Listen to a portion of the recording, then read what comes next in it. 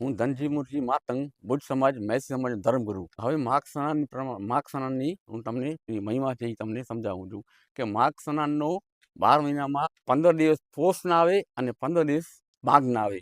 તો માઘ સ્નાનનો મહિમા એ છે કે સવારમાં માઘ સ્નાનની 3 વાગે ઉઠી અને ઘરેથી પગમાં ચંપલ ન પહેરે અને ઘરેથી 3 વાગે નીકળે ઘરે અને અહીંયા આવે પગે પગે. પછી કડકડતી ઠંડીમાં સ્નાન કરે. સ્નાન કરીને પાછો અમારી પૂજા થાય. પૂજા થઈ જાય પછી એ જે કોરી પોતથી સ્નાન કરે એ પોતાના ખંભા ઉપર રાખી અને પગે પગે નીકળે.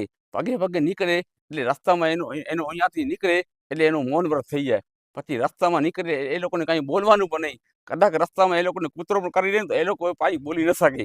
એ ઘરે પછી ઘરે આવી અને એના ઘરના કોઈ પરિવાર કે ઘરવરી કે બેન કે કોઈ એ પગ પખારે પછી ગણેશની સેવા કરે. સેવા કરી અને પછી એ લોકોનો વરસ છૂટે. એ માઘ સ્નાનની મહિમા. 30 દિવસનું સ્નાન હોય એમાંથી શું હોય આખો મહિનું એનું મન શાંત રાખે. એ માઘ સ્નાનનું એમાં પ્રમાણ છે. આજે ઓછામાં ઓછા 30 થી 35 જણા આવ્યા છે. એમાં સ્નાનની 8 જણા છે. બાકી આ બધે સેવા આપે છે.